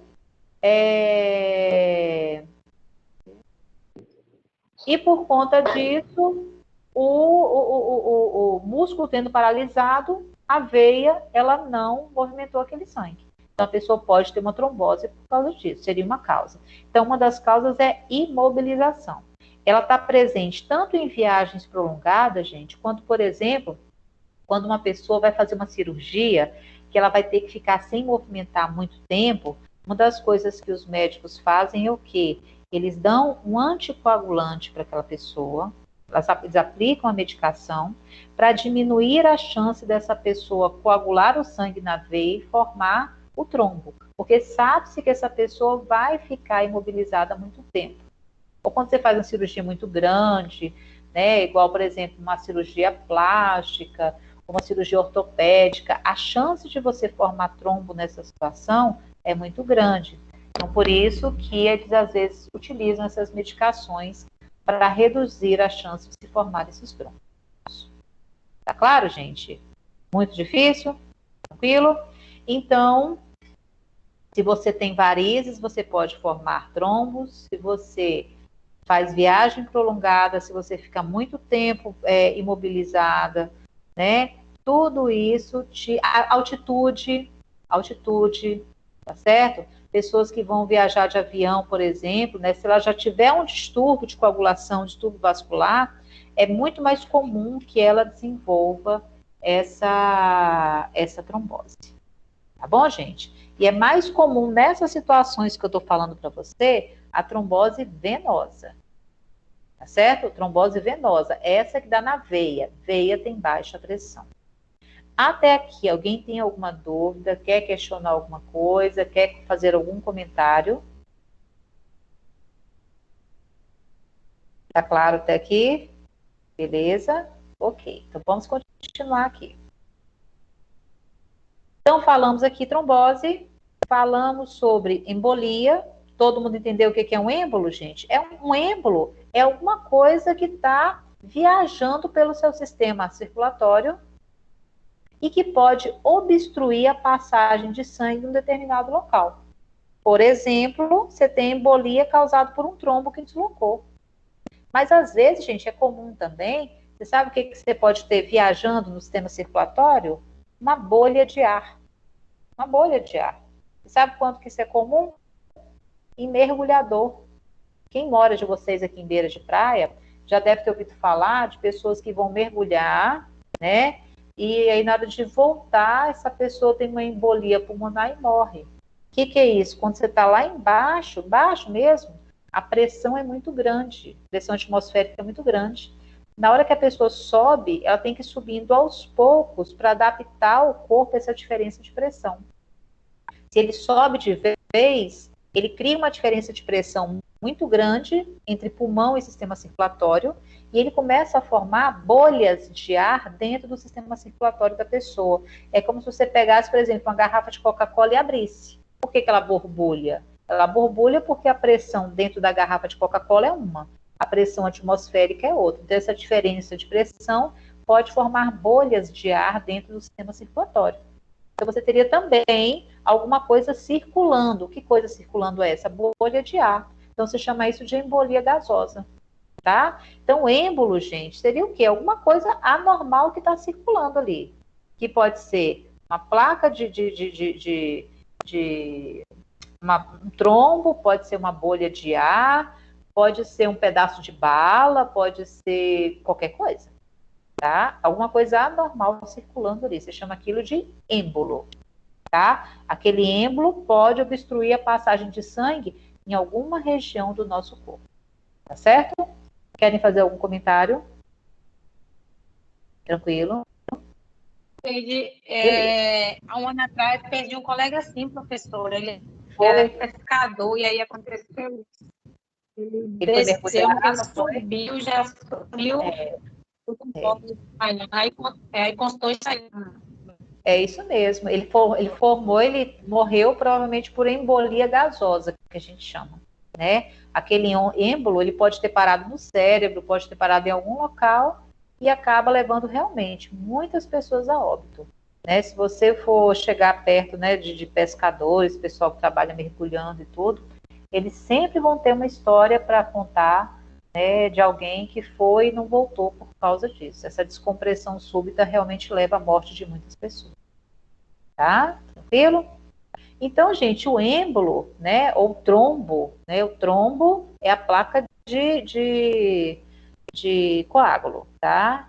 O êmbolo é alguma coisa que deslocou, que pode ser essa placa de coágulo. Então, essa placa de coágulo, esse trombo, ele pode ser tanto dentro da veia, quando a gente viu que a válvula está frouxa, ela está fraca, esse processo todo que eu expliquei para vocês, quanto ela pode ser dentro de uma artéria também. Só que a gente viu que na veia, a veia é essa aqui, ó, que está à sua esquerda, à sua direita, é a veia. O problema na válvula te predispõe a formar um trombo, por exemplo. Agora, se você pega a artéria, a gente viu que a artéria é essa que está à sua direita aqui, à sua esquerda. Na artéria, gente, o que acontece? A pressão nela é violenta. Então, na hora que o sangue passa, a gente discutiu isso na aula passada, quando o sangue ele passa com muita força, com muita pressão dentro da artéria, ele pode machucar essa primeira camada que vocês estão vendo aqui, ó, que é a camada que a gente chama de camada endotelial, tá? Essa camada que forma, ela forra o vaso da gente por dentro, tá? A camada íntima, a camada endotelial, tá bem interna, é o local onde o sangue passa. Quando o sangue passa ali muito forte, ele pode ferir essa região e causar um trombo também, tá? Então, o trombo, ele pode ser tanto venoso normalmente é por uma pressão muito baixa dentro da veia, ou ele pode ser arterial. Quando ele é arterial, normalmente ele é causado, alguma coisa está acontecendo e o sangue está passando com muita força, ou é uma pressão que está muito alta, ou é uma placa de gordura que tem no interior dessa artéria, e ao sangue passar por ali, ele acaba espirrando e machucando aquele tecido que está ali por dentro, tá? Então, trombo, gente, aquele coágulo, você pode formar tanto dentro da veia, quanto dentro da artéria. Tá claro até aqui? Tudo bem? Quando você forma dentro da artéria, uma das coisas que mais causa trombo dentro da artéria é o que a gente chama de arteriosclerose, tá? Artéria, esclerose, endurecimento. Então, essa artéria que vocês estão vendo aqui do seu lado direito, do seu lado esquerdo, quer dizer, ela fica mais endurecida e dentro dela você forma uma plaquinha que é como se fosse aquela placa de coágulo, só que não é uma placa de coágulo que você forma. Aqui poderia ser uma placa de gordura, uma placa de ateroma, que a gente chama. Essa placa de ateroma, gente, ela forma muito, né? É muito comum quando você tem, por exemplo, histórico na família de pessoas que têm infarto. Ah, minha família toda sofre infarto. E aí você, por questões genéticas, por questões de hábito de vida, você às vezes é fumante, você é estressado, você para gravar é hipertenso. Tudo isso vai fazendo com que essa camada que vocês estão vendo aqui, a camada íntima do nosso vaso, a que está forrando o vaso por dentro, ela comece a receber o sangue que passa por ali, ela vai ferindo essa região e vai facilitando a entrada de gordura por ali. Então você, durante a vida, isso não se forma do dia para a noite, gente. Ao longo da sua vida, quando você tem esses fatores genéticos, você se alimenta de muita gordura, você não pratica atividade física e por aí vai, você vai tendo essa tendência a formar essa placa de gordura agora, que eu estou falando, placa de ateroma, placa de gordura, na parede da artéria. E essa placa de gordura, ela vai crescendo ao longo dos anos. Gente, pra você ter uma ideia, essa placa, ela você começa a formar umas estriazinhas nos primeiros anos de vida. É quando você está lá criança ainda, mamãe dá chips, mamãe dá salgadinho, mamãe dá aquele tanto de coisa, você começa a formar aquelas estriazinhas dentro da artéria. E à medida que o tempo vai passando, essas estrias elas vão, a partir dali, gerando essa plaquinha de gordura, a placa de ateroma, ela vai crescendo, crescendo, crescendo, e a partir disso, na hora que o sangue ele passa por ali, encontra aquele morundu, aquele quebra-mola, aquela placa, ele vai passar por ali, vai espirrar, ele vai turbilhonar. Então, isso faz com que essas pessoas acabem tendo uma tendência maior a formar essa trombose, só que agora na artéria. Então, ou essa placa de gordura, ela pode fechar a passagem de toda a artéria, ou essa placa de gordura, ao invés de fechar a placa da artéria, ela pode... Chegou gente aqui, vem um pouquinho. Ou ela pode obstruir a passagem de sangue pela artéria, ou ela pode, mais na frente, formar um coágulozinho que veio a partir dela. Então, você pode desenvolver vários problemas por causa disso. Se você forma essa placa de gordura no rim, não vai passar sangue para o seu rim, você pode ter uma insuficiência renal. Se não vai para o teu órgão X, aquele órgão X não vai funcionar. Se aquela placa de gordura formou, por exemplo, na carótida, ou em qualquer artéria do cérebro, você pode sofrer uma lesão cerebral por causa disso. E se forma no seu coração, você pode ter o que a gente chama de infarto agudo do miocárdio, que é o que a gente vai falar agora, tá? Deixa eu mostrar aqui para vocês. Quando você tem, aqui, ó, dá para demonstrar direitinho, ó. Você observar esse vaso aqui em vermelho, é o vaso normal, tá? E observa que tem uma placa crescendo dentro dele, que está em amarelo. Isso aqui, gente, era para ser fininho, igual vocês estão vendo na lateral de vermelho aqui, ó. Só que existe como se fosse uma montanha dentro do vaso.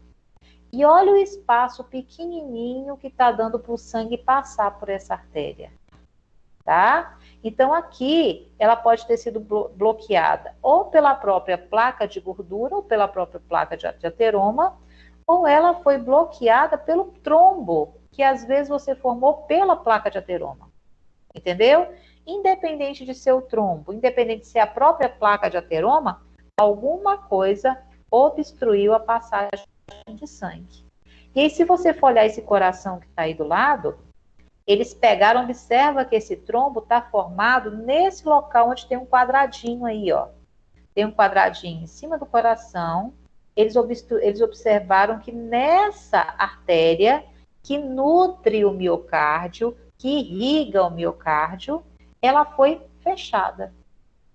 Se ela foi fechada por causa desse trombo, pode ser que, à medida que você utilize, por exemplo, a pessoa começou a infartar, e aí você vai lá e entra com uma medicação para dissolver o trombo, igual dissolver o trombo da perna, tá? Você foi lá, entrou com a medicação, dissolveu esse trombo, o sangue voltou a passar, tudo ótimo, a vida continua, certo? Agora, se ao invés do trombo, o que esteja causando essa dificuldade do sangue em passar não é o coágulo que você formou, não é o trombo, e sim a placa de gordura, como é que você vai dissolver essa placa de gordura? Primeiro que essa placa de gordura, ela tende a calcificar, tá? Ela fica dura, igual pedra, calcifica. E aí o sangue não consegue passar por ali. Se ele não consegue passar, você tem duas alternativas, tá? Primeiro, se não está calcificado, se não está muito endurecido, você pode fazer uma cirurgia chamada de angioplastia. Na angioplastia, ele vai lá, né, entra com um estentezinho dentro dessa artéria e é como se ele esmagasse essa gordura e colocasse uma molinha no local, um estente, para você conseguir fazer sangue passar novamente. É uma situação. Agora, quando essa região já está toda calcificada, não tem como você dilatar isso aqui. Então, a alternativa é o quê? É você pegar uma veia da perna, por exemplo, a veia safena, ou pegar uma mamária, alguma coisa do tipo, e criar uma ponte nesse local aqui que está obstruído, que é o que a gente chama de ponte de safena, ou revascularização do miocárdio, é a mesma coisa, tá? Então, quando você tem essa situação aqui, você tem a formação da placa de gordura, isso te predispõe ao trombo, ou isso te predispõe a fechar completamente a passagem de sangue pela própria placa de gordura. Se é o trombo que você formou, você ainda consegue dissolver esse trombo. Se é a placa de gordura que você formou, aí realmente vai precisar de uma cirurgia para voltar a ter passagem de sangue por esse local. Tá claro, gente? Tranquilo até aqui? Alguém quer fazer algum comentário? Quer perguntar alguma coisa? Tudo bem? Ok. Então, vamos supor o seguinte, que você foi lá, né, fez a cirurgia, ou fez, não, pra cá mesmo. ou fez a retirada desse trombo, ou melhor, você não fez nada disso ainda não. Fez não. Vamos imaginar que você esteja infartando, tá? Esteja infartando. Gente, esses dias atrás, não sei nem se foi dessa turma, uma aluna me ligou, né?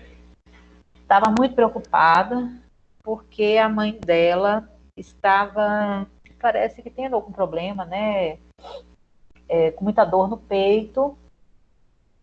E essa dor no peito que ela estava sentindo poderia ser várias coisas. Mas poderia também ser a dor que a gente chama de angina, que é a dor que precede o infarto. Tá? Aquele aperto, dor no peito, com aperto, aquela constrição, pode irradiar para o ombro, pode irradiar para as costas, certo? Então, por exemplo, chega alguém para você com essa dor forte, dor no peito, ou dor no ombro irradiando para o peito, ou dor no ombro irradiando para as costas, para o peito. Aí você fala, bem, pode ser um monte de coisas. Por exemplo, uma tendinite que você tenha no ombro, ela pode irradiar a dor para o seu peito. Ela pode irradiar a dor para as suas costas. Tá? Uma gastrite, por exemplo, uma esofagite, uma dor, se você for pensar, o coração da gente está aqui, atrás do coração a gente tem o esôfago passando. Então, uma pessoa, por exemplo, com uma azia violenta, uma gastrite, pela proximidade do coração com aquela região, às vezes você pode achar que é uma azia, que é uma gastrite, e na verdade é um infarto. Entendeu? Tanto que o diagnóstico diferencial de infarto é esofagite, tá? Às vezes você está com o esôfago inflamado, dando dor nessa região do peito, e você acha que é coração e é esôfago. Ou às vezes você acha que é esôfago e é coração. Entendeu? Então, assim, na verdade, sempre quando você tem essa situação, que vem essa dor acompanhada, a pressão, por exemplo, ela pode estar normal ou não. A pressão, gente, ela tende a aumentar por causa da dor. Mas a pessoa que está infartando não obrigatoriamente tem que estar com a pressão alta naquele momento. Entendeu? A pressão ela vai elevar por causa da dor. Ok? Tranquilo? Ah, professora, a pessoa está sentindo essa dor no ombro, está indo para o peito, mas a pressão está relativamente boa. Não é infarto? Não dá para saber, gente. Só dá para saber se você for no hospital, tá? E aí, chegou no hospital. O médico vai olhar para sua cara, eu estou com dor no peito. Como é que ele vai saber que isso de fato é um infarto? Como é que ele vai saber que é um infarto e não é o ombro? Como é que vai saber que é um infarto e não é a esofagite? Como é que se faz para poder saber, gente? Tá? Existem 2 recursos que são muito utilizados nesse primeiro momento, tá? Um deles é o eletrocardiograma, que você faz para poder ver, né, como é que são aquelas ondas, né? A onda P, complexo QRS, né? Para poder ver como que está o eletrocardiograma, né? Como é que está o trabalho do coração, a passagem da eletricidade ao longo do coração, é uma das coisas que é de um valor muito importante. E tem outra coisa, gente, que é extremamente importante, que assim, vai bater o martelo e dizer, é infarto, tá? Quando você está infartando, você pode ter o que a gente chama de princípio de infarto, e você pode ter o infarto propriamente dito, ok? Imagina o seguinte, quem estiver me vendo, imagina que eu estou aqui com a minha mão fechada, e dentro da minha mão fechada, eu tenho um monte de enzimas guardadas ali. Vamos chamar essa enzima que está aqui guardada dentro da minha mão. CK, enzima CKMB, chamar essa enzima de troponina I. Tem várias enzimas que estão guardadas na minha mão, certo? Quando eu mato, faz de conta que a minha mão seja uma célula do seu coração. Então, quando essa célula está sendo agredida, o que vai acontecer com ela? Ela vai inchar, mas ela não vai romper. Eu não vou abrir a minha mão, ela vai inchar, mas vai continuar aqui dentro, aquelas enzimas. Então, é aquela situação que a pessoa está com aquela dor e tal, tá? Parece que está tendo infarto, mas será que está tendo? Será que não está tendo? Aí chega um determinado momento em que você, de tanto machucar esse músculo, essa célula cardíaca, você fez isso aqui, você abriu a mão. Você abriu, você deixou escapulir o que você tinha dentro dela para fora.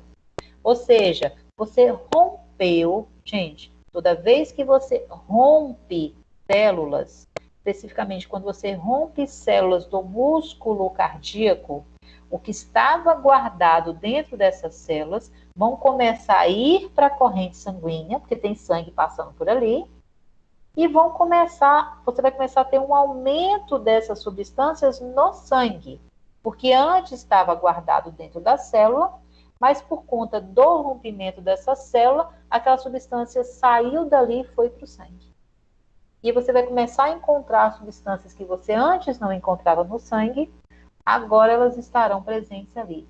Quais são essas substâncias, gente? São as que a gente chama de marcadores cardíacos, ou enzimas cardíacas.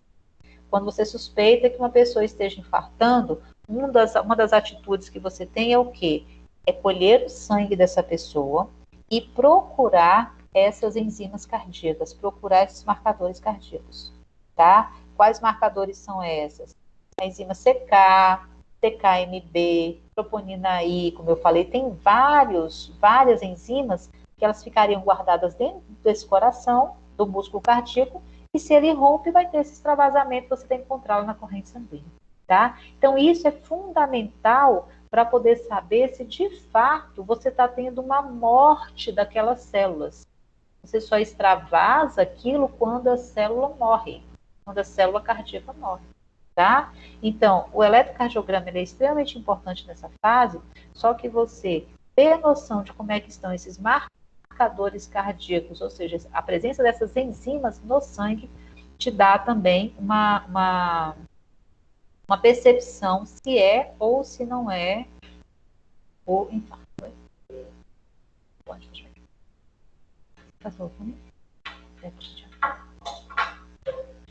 Entendeu, gente?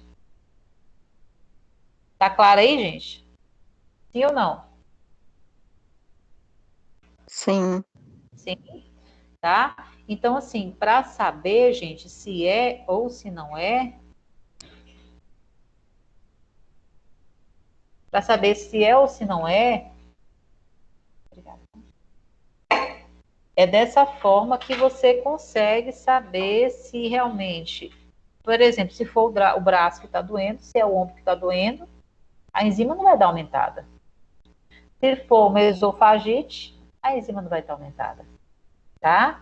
Só que assim, elas começam a aumentar, gente, mais ou menos depois de 2 horas aproximadamente que você começa o infarto, tá? Então elas vão aumentando, tem um pico dela e depois vão descendo, tá? Em cada fase dessa lesão do miocárdio, você vai liberando enzimas diferentes, certo? Por isso que é importante você fazer esse controle do trabalho das enzimas, né? Para ter certeza se é um infarto que você está tendo ou se não é um infarto.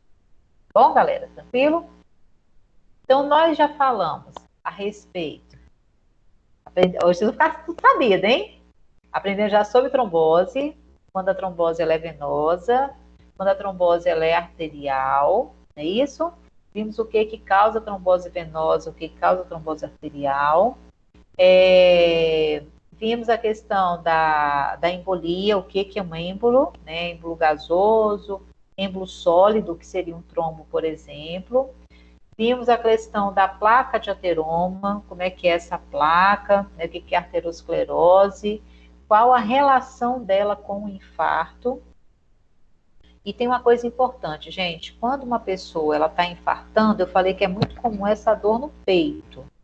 Essa dor no peito, né, ela recebe um nome, chama aquilo ali de angina. O paciente está tendo uma angina, ela está tendo uma dor no peito, certo? Só que tem um detalhe, a angina, ela pode ser de 2 formas.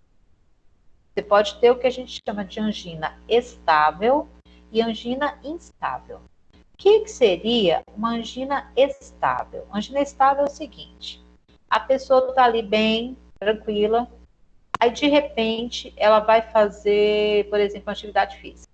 Vai fazer uma caminhada, vai fazer um esforço físico a mais. Quando você vai fazer um esforço físico a mais, seu coração ele tem que bombear o sangue mais intensamente. ele vai ter que botar mais força. Para ele botar mais força, esse músculo cardíaco tem que estar muito bem irrigado. Se você manda ele botar força, ele não tiver irrigado, o que vai acontecer com esse músculo? Ele vai começar a entrar em sofrimento. E esse sofrimento vai fazer o músculo cardíaco sentir dor. E essa dor ela chama de angina.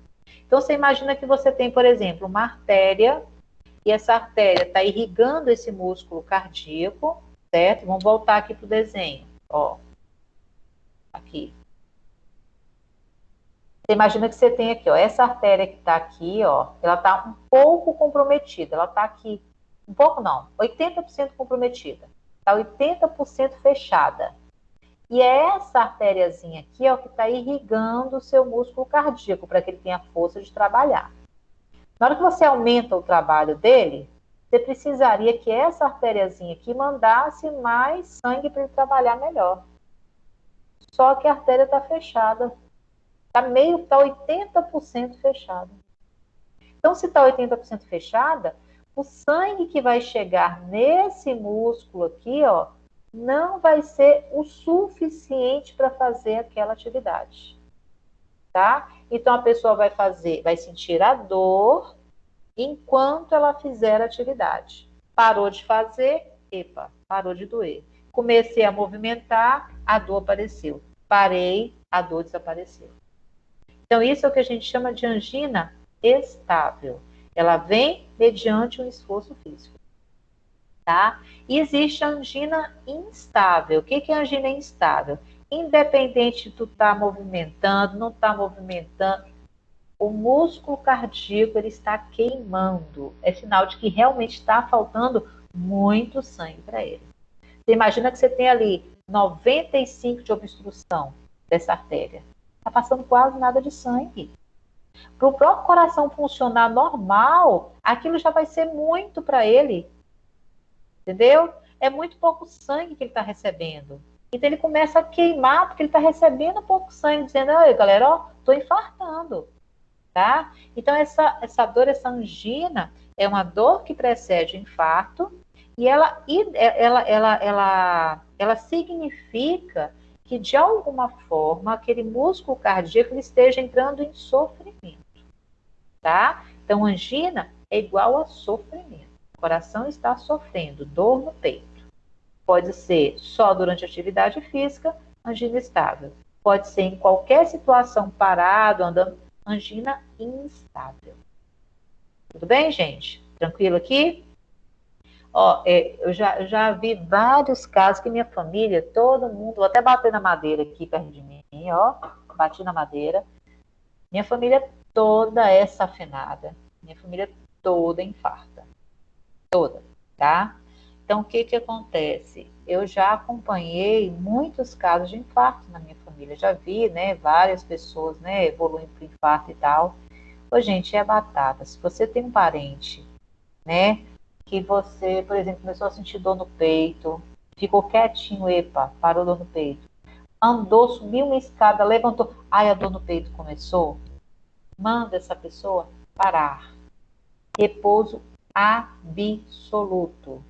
Leva essa pessoa no hospital o quanto antes, tá? Por quê? Porque o fato de você movimentar o coração, trabalhar um pouquinho mais e doer por causa disso, significa que o tanto de sangue que ele está recebendo não é satisfatório.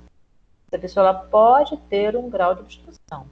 Às vezes só o fato de levantar para ir no banheiro, a forcinha que ele faz para defecar, às vezes aquilo já é um sofrimento para o coração, tá? E a partir daí o indivíduo pode desenvolver um infarto irreversível, né? Uma situação irreversível por conta de um esforço que ele fez, o coração dele não estava preparado, não estava irrigado para aquela situação. Tá bom, gente? Tá claro aí? Querem comentar alguma coisa? Todo mundo está entendendo? Espero que sim. Tá? A arritmia, eu falei para vocês que era arritmia, né? Arritmia é alteração no ritmo cardíaco, tem a ver com aquela eletricidade que a gente estudou, nó do sino atrial, nó do ato ventricular, né? Você pode ter o coração trabalhando com um ritmo bem lento, que a gente chama de bradicardia. Você pode ter o coração trabalhando num ritmo mais acelerado, que a gente chama de taquicardia, né? Você pode ter uma dificuldade em passar o estímulo do nódulo sinoatrial para o átrio ventricular. Então, você pode ter uma interrupção nessa via. Você pode ter vários problemas que podem interferir no ritmo cardíaco. Então, quando você interfere nesse ritmo cardíaco, você tem o que a gente chama de arritmia, tá? Mas isso aí a gente acabou falando um pouquinho quando eu falei para vocês a respeito do nódulo sinoatrial e do nódulo atrioventricular, tá? E agora, gente, para a gente fechar esse assunto e fecharmos cardio, né? Tem certeza? Ninguém quer fazer nenhum comentário até aqui? Não, né? Então, eu queria mostrar agora para vocês uma outra situação que eu vou colocar para vocês. Pode falar, Isabel. Quer comentar alguma coisa? Não, não é culpada. Não? Então tá jóia. Gente, eu vou botar esse aqui que tá melhor para você. Quem consegue, mediante tudo que a gente já estudou esses dias e tudo mais, quem consegue fazer uma leitura desses dois corações que eu coloquei? Quem conseguiria fazer uma leitura? O que está acontecendo com o coração do lado esquerdo e direito? Observa bem. Observa o tamanho dos átrios, o tamanho dos ventrículos. Observa a espessura do miocárdio. Observa tudo aí. Quem poderia fazer uma leitura do que vocês estão conseguindo visualizar nesse desenho?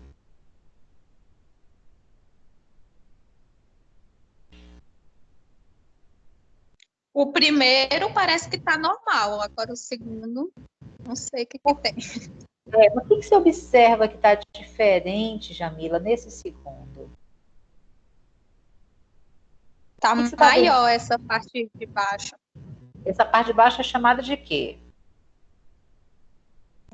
Agora você pegou. Não, beleza. Como é que a gente chama isso aqui, os buracos de baixo do coração? O ventrículo. Então dá para ver que tem um trem diferente com o ventrículo. Aí eu te pergunto, ventrículo direito ou esquerdo? Direito. Direito? Esquerdo. O ventrículo direito está diferente. Ele está maior ou ele está menor, Jamila? Maior. Tá maior, beleza. Avalia para mim, Jamila, como é que está a parede do miocárdio do lado esquerdo. O miocárdio, né, que empurra o sangue para frente? Como é que está a espessura dessa parede? Está fina ou está grossa, Jamila? Está mais grossa. A parede. Peraí, compara um lado com o outro. Miocárdio é um músculo que vai contrair e jogar o negócio para frente. É o que está em rosa. A parede está mais fina, entendi. A parede está mais fina. Tá vendo? Observa que no coração normal, o ventrículo, ele tá, vamos supor assim, que ele caiba ali 200 ml de sangue. Do outro lado, como é que vai estar a quantidade de sangue ali? Vai estar o mesmo tanto? Não. Muito maior, concorda? Muito maior. Só que, olha só, ele está bem dilatado. Só que você imagina, ele está recebendo muito mais sangue. Muito mais sangue. Será que a parede dele está com essa força, essa responsa de jogar esse tanto de sangue a mais para frente? Não. Por que não? Porque ela está fina. Concorda? Quem tem que fazer força está bem fininho. Você pega um coração com doença de Chagas, gente, isso que vocês estão vendo aí, ó, do lado esquerdo, embaixo desse ventrículo, que a Jamila acabou de descrever pra gente, está acontecendo no coração inteiro. A parede está bem fininha, a cavidade de dentro está bem grande, ou seja, ela pode receber muito sangue, só que o pobre coitado, ele está dilatado, mas ele não tem força para deslocar aquele sangue. Vocês estão visualizando isso? Estão visualizando? Vai contrair menos, no caso, né? Vai contrair menos. E esse pouquinho que ele contrair, você acha que vai dar força para esse sangue ali até o dedão do pé e voltar, Jamila? Não, vai Não ser vai. insuficiente. E você falou a palavra certa. Esse coração está o quê, Jamila? Com insuficiência cardíaca. Insuficiente. Isso aqui, gente, é um exemplo claro do que a gente chama de insuficiência cardíaca. Entendeu? O coração não está suficiente. Ele cresceu, ele dilatou, só que a força que ele faz não consegue deslocar. O que vai acontecer com o débito cardíaco desse cidadão aqui, gente? Vai estar aumentado ou diminuído? Débito cardíaco é o tanto de sangue que você consegue jogar para o corpo. Vai estar diminuído. Vai estar diminuído, porque ele não está fraco, Jamila. Se ele está fraco, o deslocamento que ele vai fazer de sangue é muito baixo. O rim dessa pessoa vai sofrer. O cérebro dessa pessoa vai sofrer. Os órgãos todos dessa pessoa irão entrar em sofrimento, porque o débito cardíaco ele vai cair, porque o tanto de sangue que está saindo do coração é pouco. É pouco porque o coração está insuficiente. Entendeu? Olha uma outra situação aqui. Quem poderia fazer uma avaliação desses dois corações?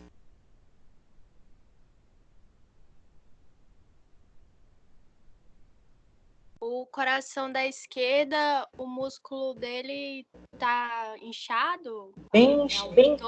Tá bem aumentado. Bem aumentado. E aí, se você for analisar, o que acontece com o buraco, quando essa musculatura está muito grossona, assim? O que acontece com o buraco? O que acontece com os ventrículos?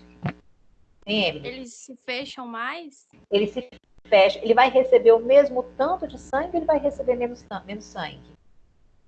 Acho que bem menos. Bem menos. Então, eu posso dizer que o débito cardíaco dele vai estar normal ou vai estar reduzido? Bem reduzido. Bem reduzido. Então, não posso dizer que esse coração também está insuficiente?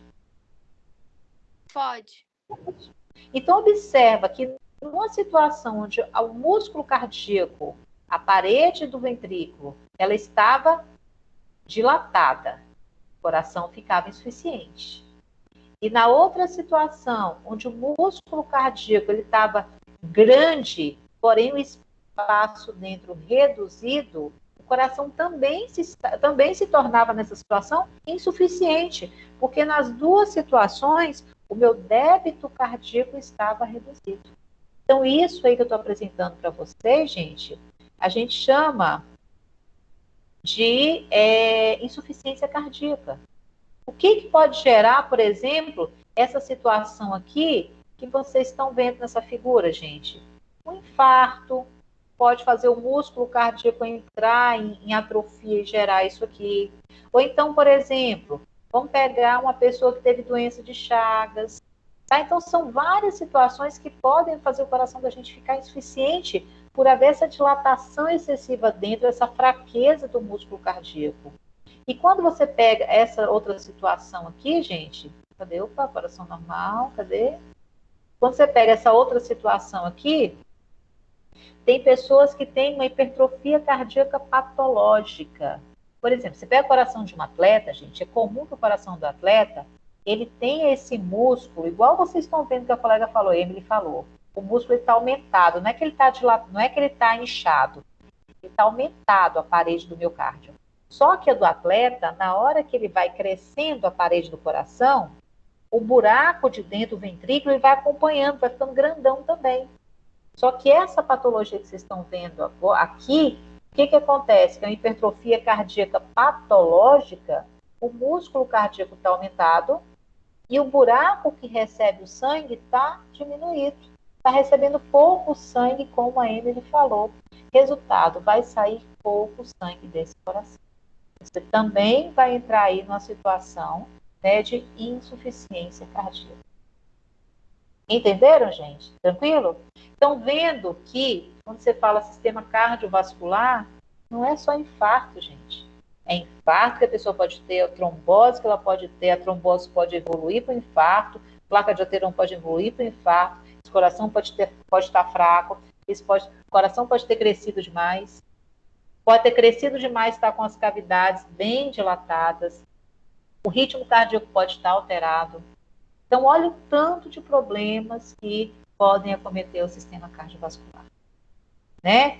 Então, assim, gente, vocês entraram com uma impressão aqui a respeito do coração, a respeito do funcionamento dele, e eu espero que vocês estejam saindo com uma outra ideia a respeito de pressão, a respeito de funcionamento do coração, diferente do que vocês pensavam anteriormente. Tá bom? Tranquilo? Querem fazer algum comentário? Querem fazer alguma pergunta? Tá todo mundo sabido aí já? Tá tranquilo, galera? Eu estava com uma dúvida, mas já pesquisei aqui, professora. O que foi, meu amor? Compartilha com a gente aí. Eu estava na dúvida de se parada cardíaca e o infarto fulminante se era a mesma coisa. Na verdade, a parada cardíaca é o quê? Aquele lembra do nodo? Parou.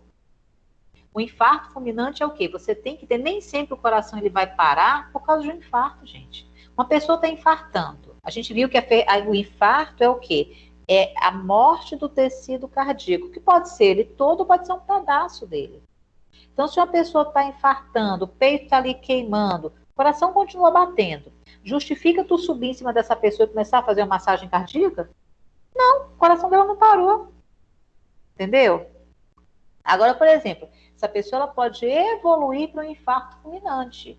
Aí, nessa situação, você parou grande parte do músculo cardíaco, né? Então, assim, uma coisa é a parada cardíaca.